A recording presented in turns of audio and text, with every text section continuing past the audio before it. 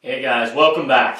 Alright, well we finished running out the material, okay? Behind me is my little airbrush station. I would normally do this there, but I just don't have enough room to really show you better. So we're going to work off the end of the table. I've put a board down. I don't want to get anything on the top of my new spoiler board, okay?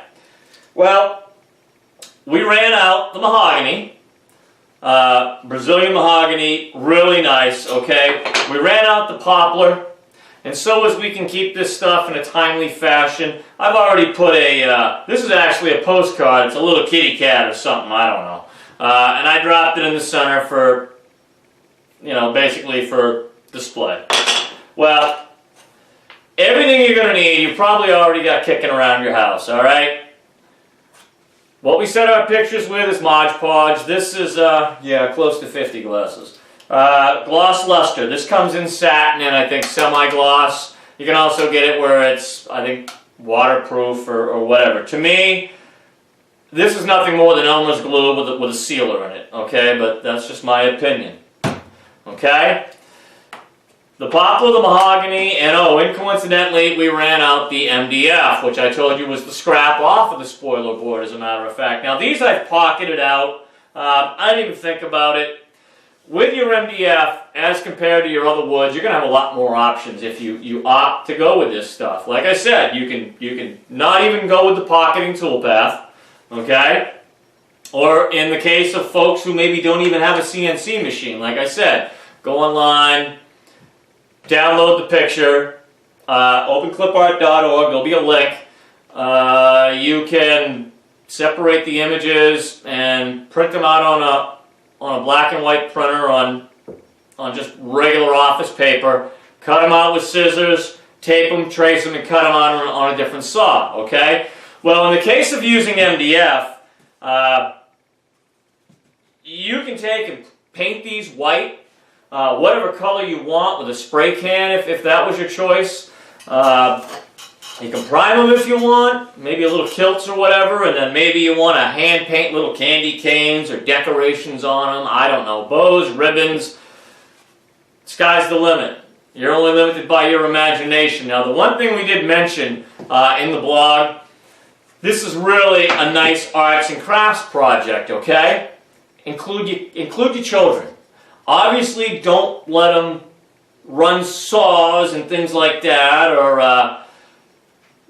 scalpels or sharp objects that can get hurt on. But by all means, you can go down. You can get some nice water-based paints. Nothing toxic that's going to hurt your little one. Okay. I would expect you to do the cutting and let them help you with the gluing and the Mod Podge, and let them paint the little designs. But you guys do the control over the spray cans, the scissors, the scalpels, the utility blades, or whatever it is you use to cut your imagery out with, alright? But definitely include your little one. This is a fun project for them, okay? So we're going to set the MDF just out of the way for a second, okay? Now, we've got a picture, okay? It's not a very charming picture of me. I was young, but I was fat, so we won't put that up, all right? But what I've done is on the mahogany, okay, there's a pocket, as we discussed in the program. I have found something that fits right in the pocket. It's just it's a roll of electrical tape, but it's going to serve the purpose. Now, the other thing I will mention is if you guys want to do this stuff in bulk, and you have a piece of equipment, if your ornaments are going to roughly be all the same size, and your rounds are going to be pocketed all the same size. This pocket is a 2.5-inch pocket, coincidentally, all right? Find something that's clear and round, and if it lines up to be the same size, well, guess what? Now you've got, instead of using a roll of tape, I'm kind of doing this on the fly, all right? You'd have something you can put over your image, and you can set it exactly where you want, okay, which is what we're getting ready to do. I'm only doing these for an example, so I'm not going to go through the trouble of locating a piece of acrylic that's the exact same size as my pocket, but you get where I'm going with this, okay? If you're going to do these in bulk, have the tools to make life simpler, all right? Well, close to 50 glasses again. I am going to, this is a scalpel, okay? I use scalpels pretty much to cut out my images. I like them. If you don't have a scalpel or you're intimidated by such a sharp item, you can take a pencil or a pen, and you can take these are just a little pair of like seamstress scissors, okay? They're meant for cutting light string. They'll cut a picture. Your kitchen shears, regular, almost any type of scissor, you get the idea, okay? But in my case, I'm going to use my tape on my big ugly fatty fat picture here, and I'm going to kind of eyeball it the best I can. I'm going to hold it down, okay? And then I'm just going to go around it. I'm going to try to make sure that I don't move the tape, because then I'll have multiple cuts on my image, and I don't want that either, okay? So we go around and around and around.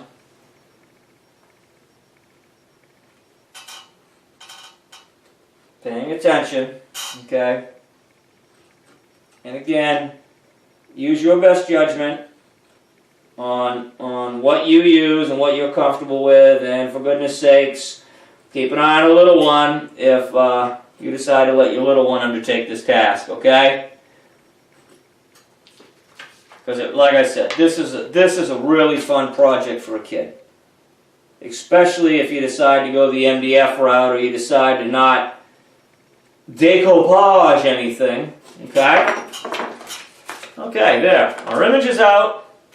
There's my ugly fatty fat picture, okay? Now, there's our piece, there's our image. I will dry fit this. It fits in there perfect. Okay, great.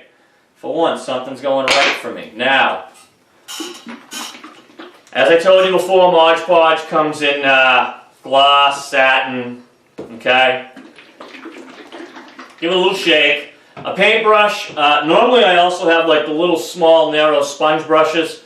All this stuff can be reused because this is water based, so you can rinse your sponge out, use it over and over and over again, okay? Waste not.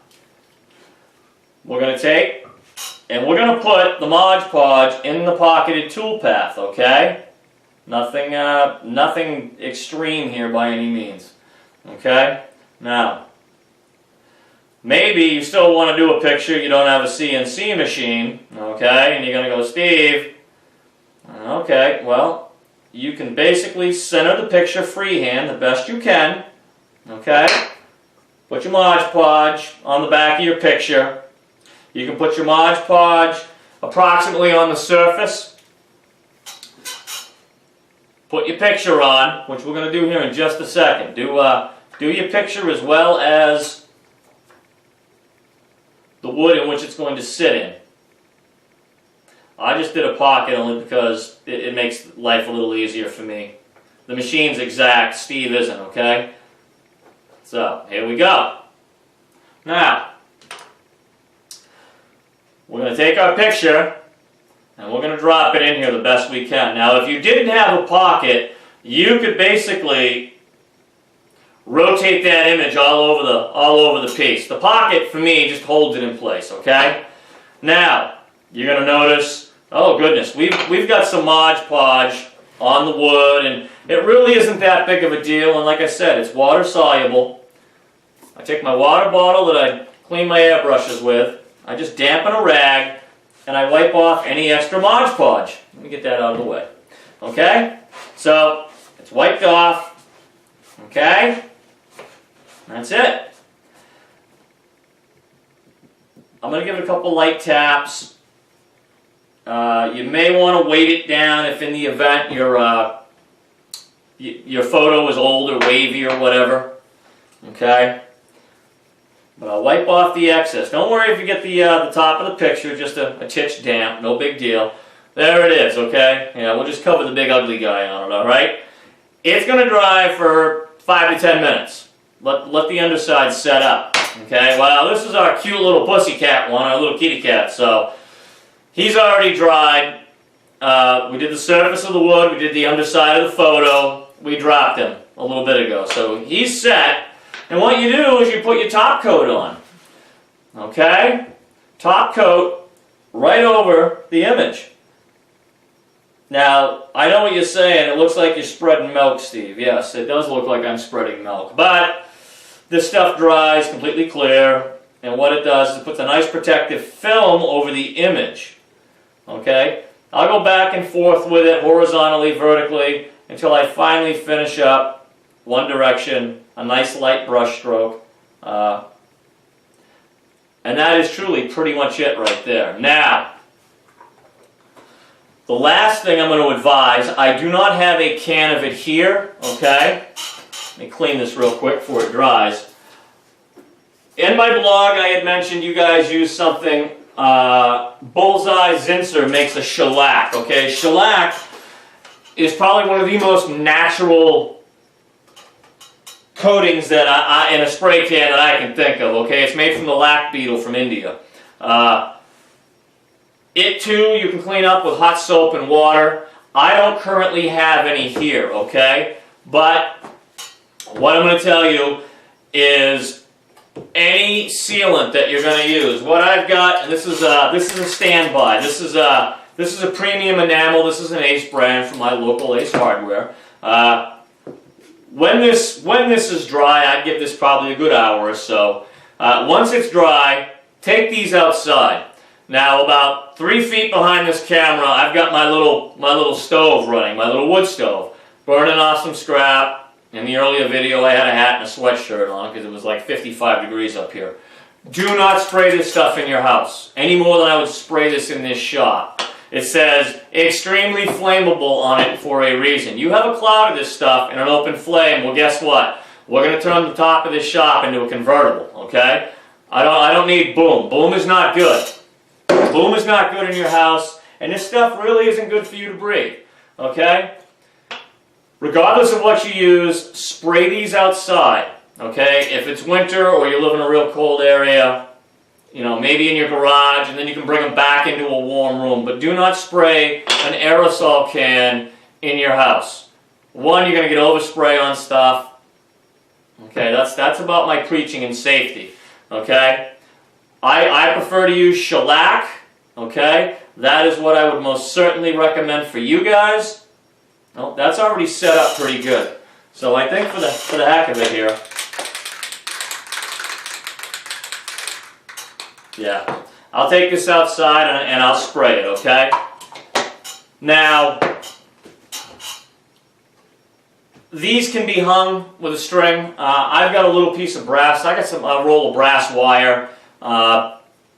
We'll twist the ends and pow. You've got a quaint little Christmas ornament, okay?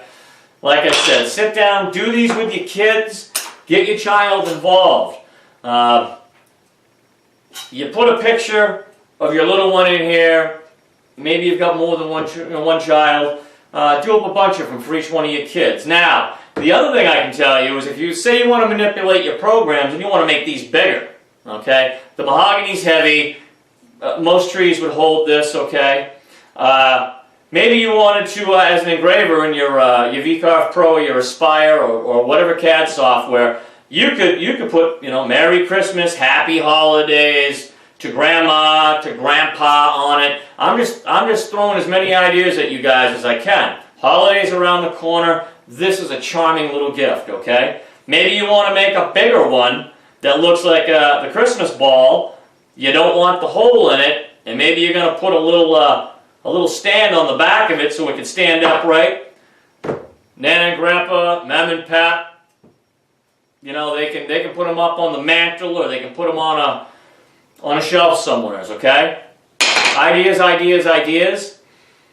The more you have, I think the better off you are. And please, if you guys come up with stuff I didn't mention, please share it. You know, I love making this stuff and giving it away. I'll mill a few of these blanks out, I'll give them to people, and they can sit down and do the remainder of this project with their kids. Like I said, some of this stuff is sharp. Utility knives, scissors, use your best discretion, keep your little ones safe. But hey, I hope you like this video. I hope everything goes well and safe, and happy ornament making, because Christmas is just around the corner. Be here before you know it, alright? Well, from all of us here at the Little Wood Shop, that'd be me, guys. Thank you to my subscribers, you guys following me currently. I appreciate everything you guys are doing. You're sharing my links now. People are mentioning me. Things are rolling along. They're starting to pick up. And this is just one of my ways of saying thank you. All right, guys. Have a great weekend. Kickoff is in about a half an hour. Got to go catch the Pats game. So take care, guys. Bye-bye.